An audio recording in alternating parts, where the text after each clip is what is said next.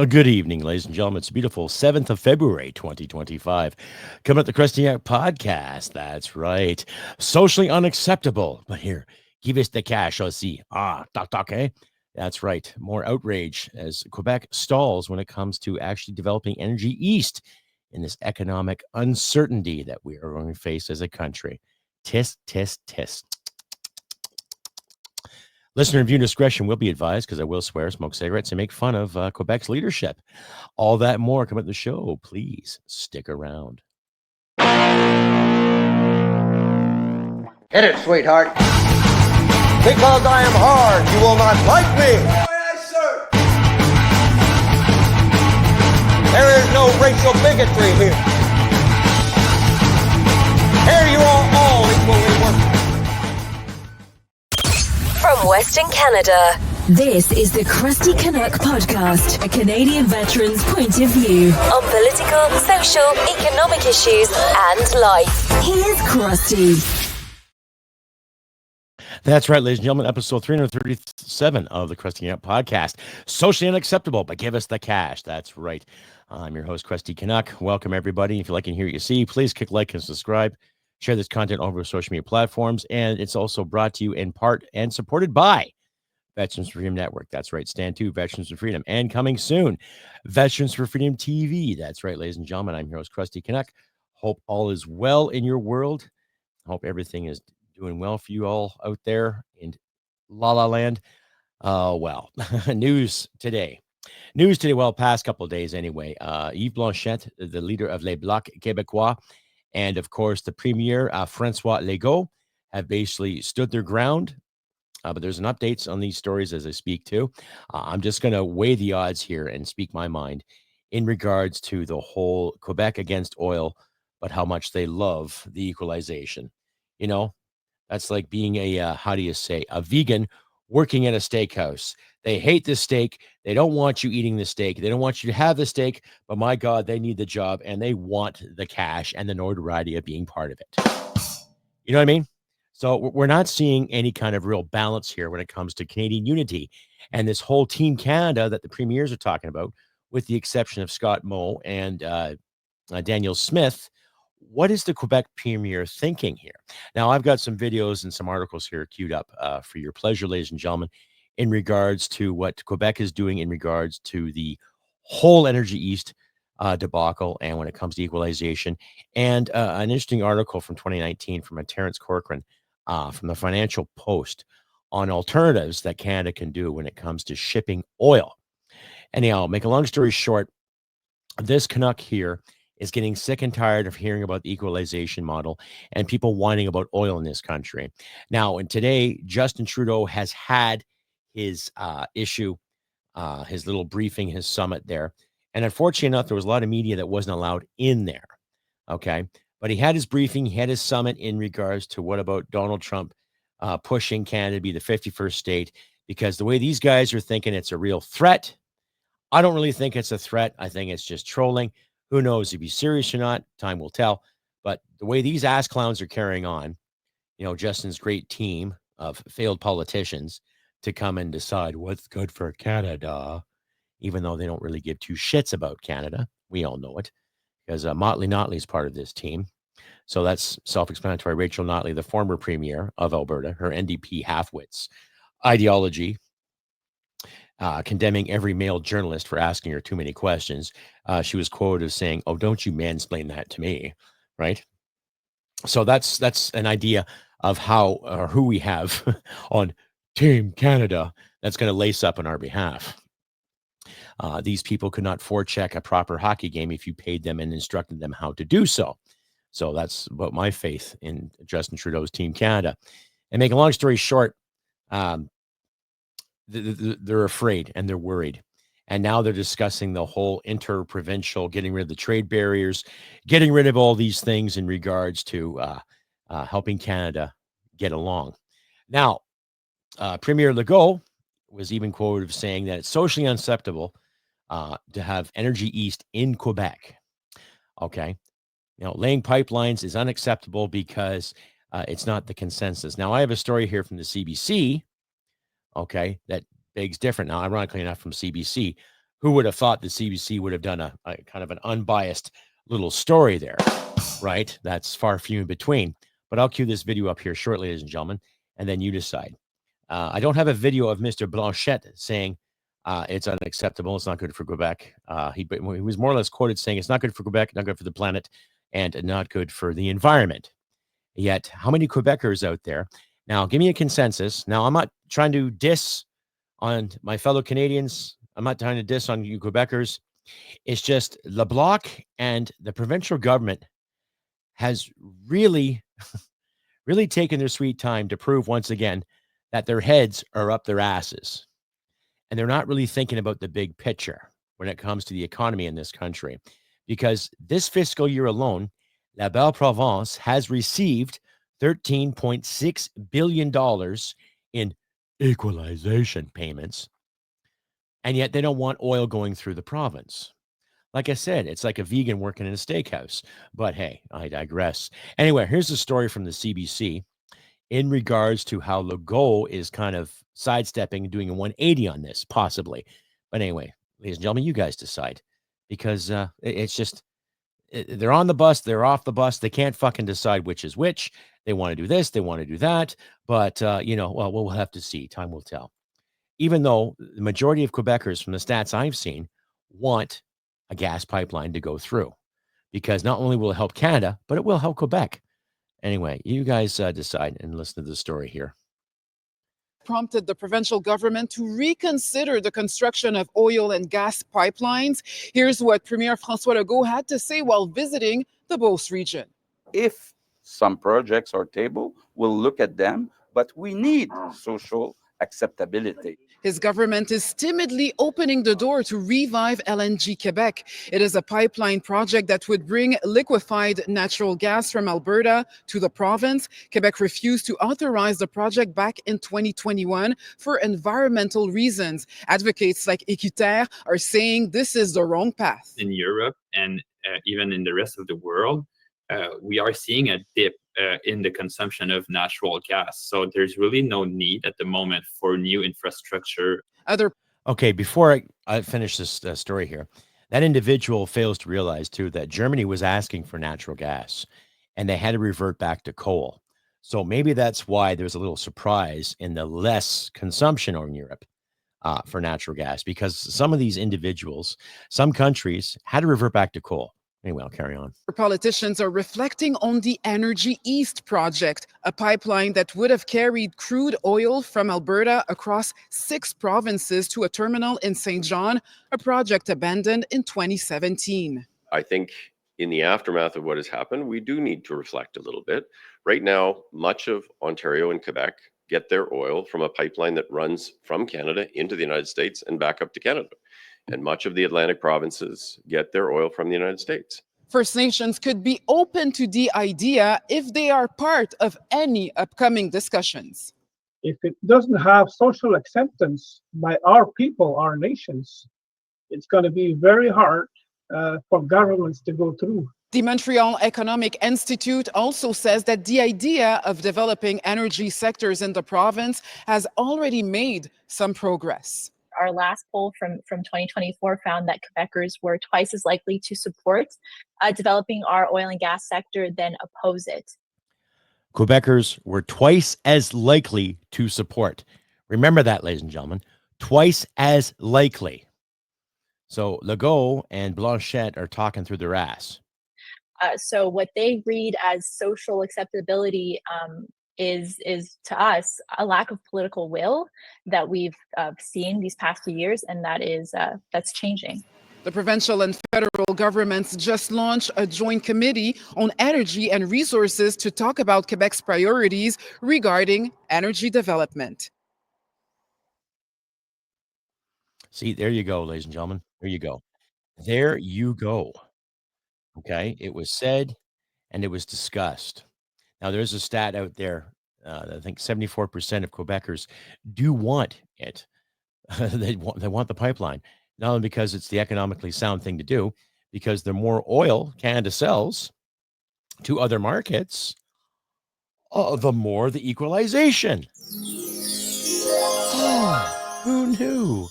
Wow, the more money going out and people buying our product, that means more money coming in. And that also means you get more equalization. Or it also means that the equalization model might be fucking annihilated, and we'll have to sit at the tables and have better discussions in regards to who gets what and who gets who and who gets their fair share of the Canadian currency, right? I know time will tell. We're back after this. Stay updated and follow Crusty Canuck on Facebook, Twitter, Gab, Telegram, YouTube, and Podbean. Subscribe today and donate at crustycanuck.ca.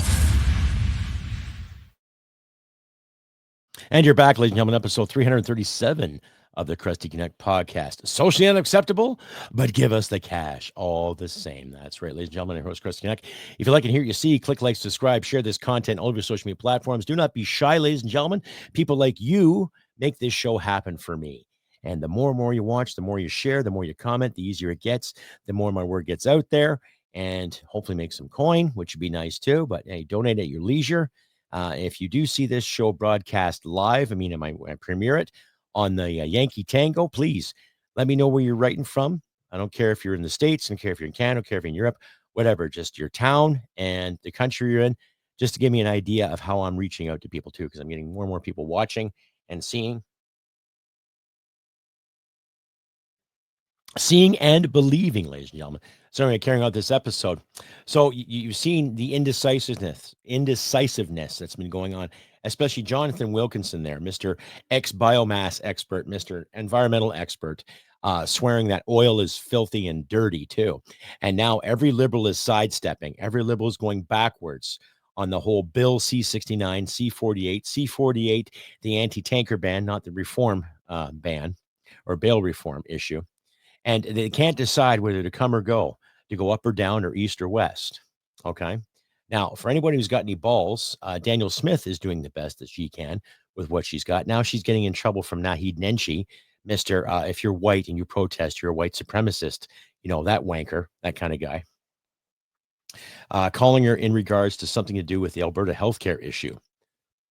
Now, let's not worry about that. We know we have issues with healthcare all over the country.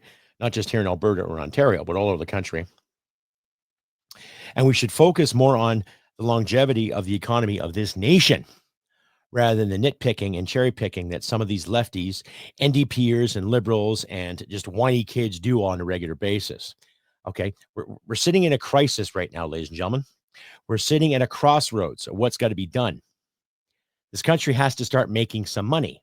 Not just printing money like the government likes to do. Oh, we'll just borrow some more and print some more. Oh, we'll just borrow some more and print some more. And then you, the wonderful citizens, you get to pay tax on it. Isn't that nice?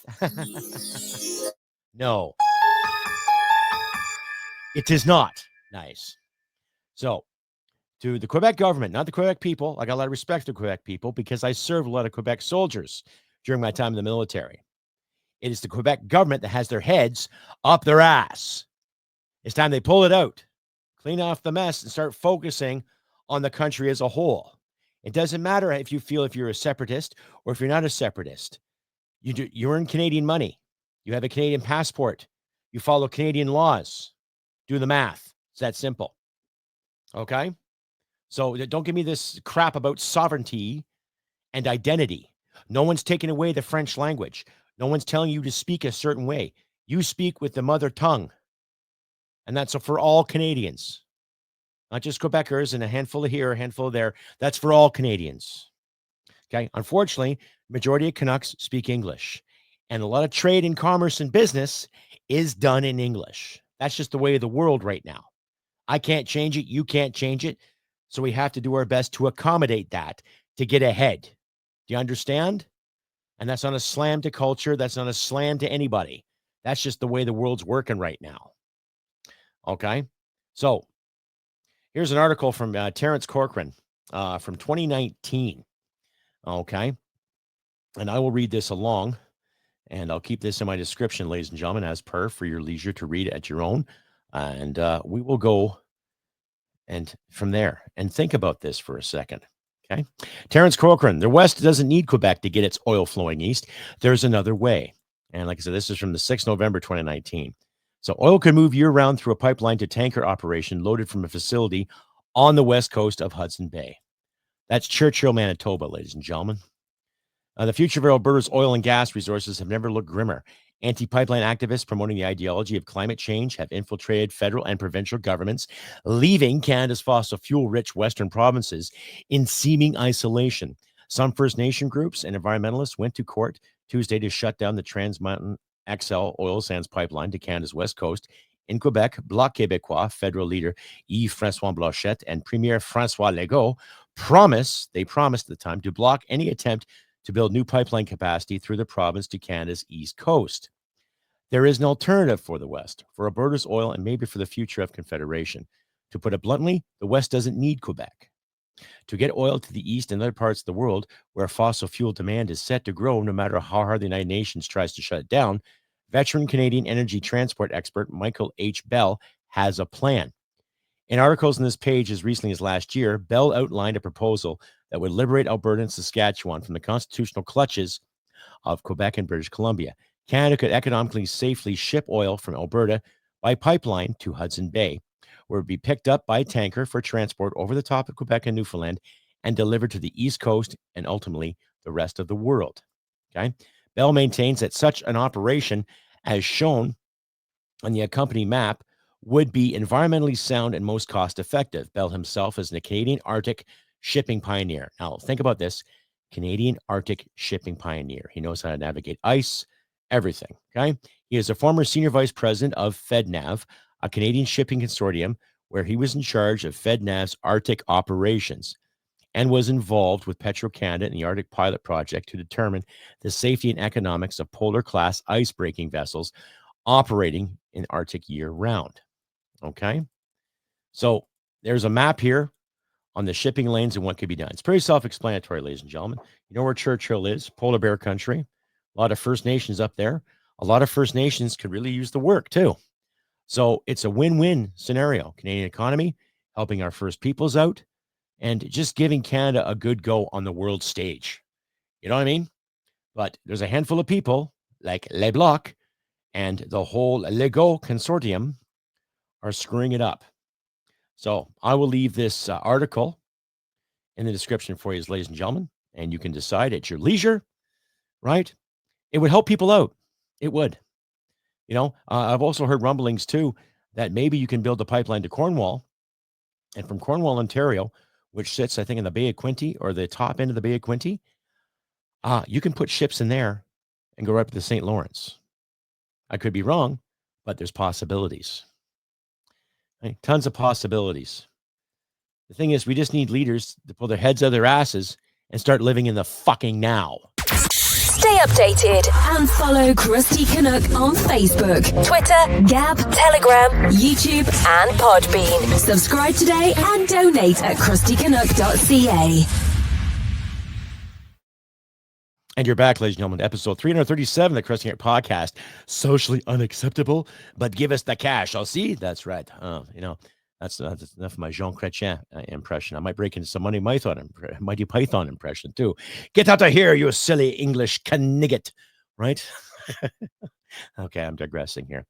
But I think you all see my point here. Okay. Now, here's a little spiel from Ezra Levant from Rebel. And he sums it up pretty well. I like his dialogue. And I like Rebel News because they're not bells and whistles. They're not all flashy. They're just homegrown, blue-collar, can-do people that get the job done, ladies and gentlemen. And like I always say, you know, think for yourself, encourage yourself, but think about this country here too. I'm not going to play the whole video, maybe just about 5 minutes of it, but I'll leave this link in my description too at your leisure. You can read it along later on too. And well, we just go from there. You know, he talks more about the social acceptability and basically gives his point of view on the whole Legault thing. So, like I say, ladies and gentlemen, you think for yourselves and draw your own conclusions. Okay. So I think he's sucking and blowing at the same time, but nothing beats the Premier of Quebec, François Legault, who, like the others, was calling for a Team Canada approach, namely shut off that Alberta oil to punish Oh, sorry. Some technical issues here. Oh, what happened here? Oh, my goodness. Okay. What is going on, ladies and gentlemen? What has happened? Can you hear me? Can you hear me now? Can you hear me? Can you hear me now? Can you hear me okay? What has gone on? All right. Well, everything went blank here for some reason. I don't know what the story is, what the issue is, but things have gone blank on this thing. Let's see here. Okay. What has happened? Can you see me? Anyhow, I'll keep carrying on here with the story. Sorry there, ladies and gentlemen. I had a bit of a technical glitch there. I don't know whether the video didn't load properly or what have you. Needless to say, though, I will leave this video in the description as per. But basically, he just goes on and says how Legault really does nothing and he's afraid. Not Mr. Levant, but Mr. Legault. And that's what the consensus I'm getting. I'm getting the consensus that all these politicians are afraid. Afraid of what? A public outcry, right? Like I've spent time in northern Quebec during those winter months, and it gets pretty damn cold. And you can't expect the electrical grid to do what it's supposed to do. You cannot expect the electrical grid to do everything for you in a timely manner, right? It's not gonna do what it's supposed to do. It's not gonna help you. You know, that's the thing.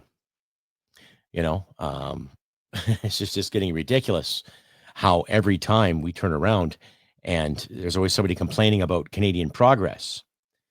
But see, that Canadian progress gives Quebec a lot of money. Like I mentioned earlier, $13.9 billion, right? So if you want more money, Legault, if you want more money, Yves Blanchette, de beaucoup de l'argent, you're going to have to fucking accept the fact that there's a product in this country that can go. Now, Quebec does even sit on its own natural gas reserves. Why can't they put that to market, eh? Why can't they use that? No, of course not. It's dirty. It's filthy, right? You're going to use it in reserve in case there's, the world goes insane. You got something to fall back on?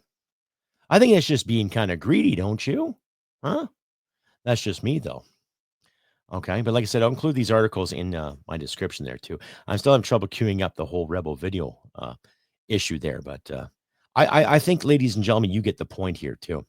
And you notice how the Liberals are rallying together to open up the interprovincial trading to break down the barriers, right? They had 10 years to do this. In fact, they had about 25 years to do this.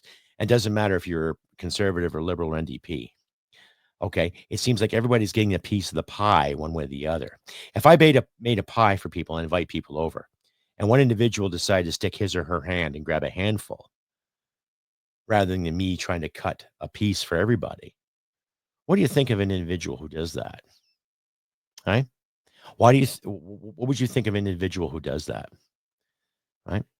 So let's say that individual was Quebec and they stuck their hand in the pie that they didn't make or create. Yet I offer them some. They take that chunk. Well, I'd ask them to leave. Stay updated and follow Crusty Canuck on Facebook, Twitter, Gab, Telegram, YouTube, and Podbean. Subscribe today and donate at crustycanuck.ca. And you're back, ladies and gentlemen, to the podcast, episode 337. Socially unacceptable, but give us the cash. That's right.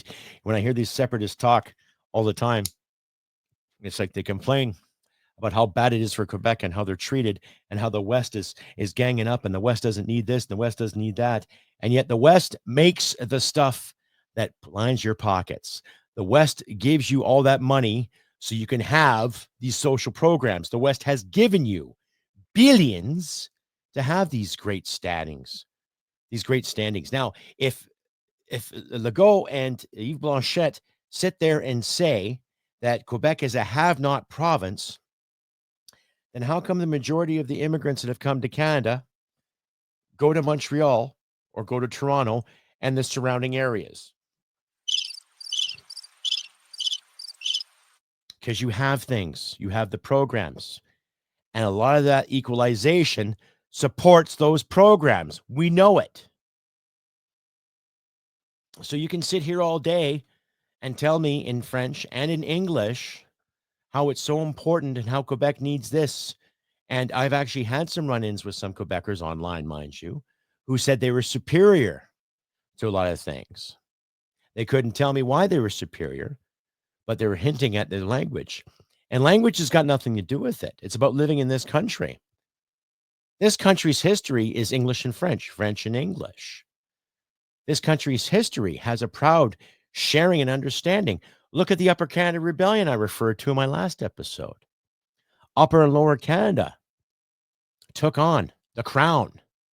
It wasn't a great, glorious, bloody battle, but the Crown stood back and realized, we better not fuck around here anymore with the family compact, because we've got the Canadian settlers here, both French and English, standing up for what they believe is right. So in a way, that little rebellion might have been a revolution. And then where would we be today? It's something to ponder, ladies and gentlemen, something to think about, ladies and gentlemen, right? So when I hear guys like Yves Blanchette and his party supporters and Legault on the bus, off the bus, on the bus, off the bus, you, my wonderful Quebec listeners out there, take a look at what they're doing. They cannot be precise. They cannot be decisive.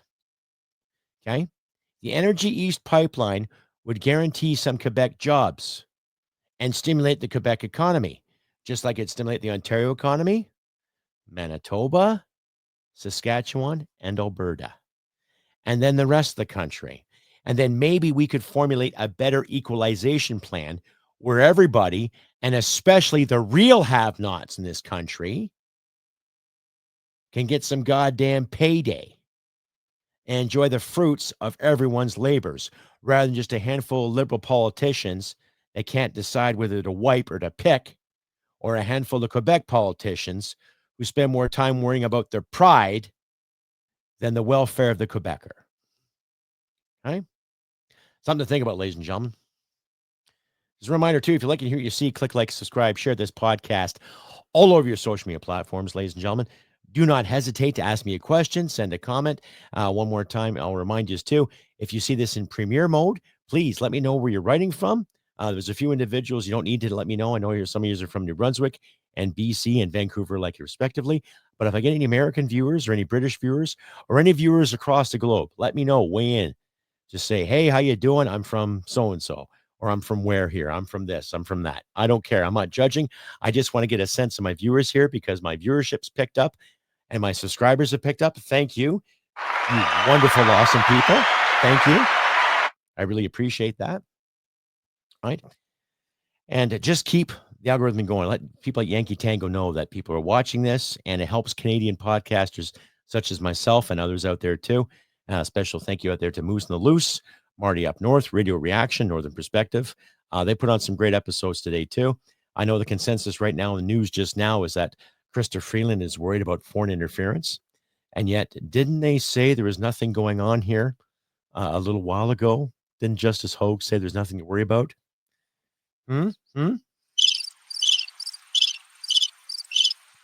Yeah, so let's keep that in mind, ladies and gentlemen. This shit's about to fly, and I think it's pretty glorious, too.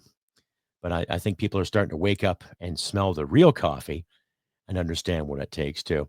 And I heard from Clyde Do Something today, too, that Kicking Horse Coffee is not what it's supposed to be, right? I guess they're on this this anti-Trump campaign. And ironically enough, Kicking Horse Coffee, I think, is 60% owned by an American company. So if you're going to buy Canadian, ladies and gentlemen, I highly suggest you buy truly born and bred in Canada. Okay. Now, coffee doesn't grow in Canada, but there are coffee companies out there that are Canadian based, and they actually make a good brew. Try some of the no-name brands. You know, my wife and I, we have a few brands that we like and all this too. I would like the opportunity of maybe making a Crusty Canuck coffee. What do you folks think? Let me know in the comments, okay? But I think you get my point here. Anyway, I'm not going to waste any more time worrying about what Quebec thinks and all this. Like I said, I'll leave these links in my description. You guys decide at your own leisure, right? But we have to do better when it comes to leadership and demand it from the leadership. It's that simple. Just a reminder, too, if you can hear and see, click like, subscribe, share this content on all social platforms, and do not be shy, ladies and gentlemen. Ask me anything you want to know. My contact information is in my description. If you want to donate, information is in my description, too. I'll leave those articles in my description for you to read at your leisure, and we can go from there. I will not be around this weekend. I'll be working lots, too, so I'll try to get an episode up for you on Monday if I can, too. So hang tight for that. I might do a vids on the fly. We'll see. But check out my other videos, too, when you check out my page. Don't be shy, ladies and gentlemen. Click like, subscribe, all that good stuff. Anyway, I have been Crusty Canuck on this beautiful 7th of February, 2025. I wish good things for you all out there. It's going to get colder again, so don't get cocky. Make sure your trucks are plugged in, your cars are plugged in. Stay warm. It is winter, and natural gas keeps us warm, folks. Right? Something to think about. But do what you can. To find the light in this manufactured darkness, we will accomplish some great things. I can feel it. But don't let this whole hype of what Trump is saying and what our liberal bozo leaders are trying to do. You know, if they're really smart, they'd open up Parliament and get to work fucking properly. But no, of course not. The egos are too important, right? Right, exactly. Anyhow, folks, like I said, I've been Crusty Canuck on this beautiful 7th of February, 2025. You know, wish good things for you all. Be good to each other. Do the best you can with what you got. And just try to pay things forward and just be good to people to the best of your ability. That's all. And like I always say, ladies and gentlemen, humanity and merit wins the day. Take care, and I'll see you next time. Bye for now. Hit it, sweetheart. Because I am hard, you will not like me. Yes, sir. There is no racial bigotry here. Here you are all equally worthless. This has been another episode of the Crusty Canuck podcast. Stay sane and thank you for listening. From Western Canada, this is the Crusty Canuck podcast. I'll never forget, and I'll always remember. To absent friends, cheers. Hooah.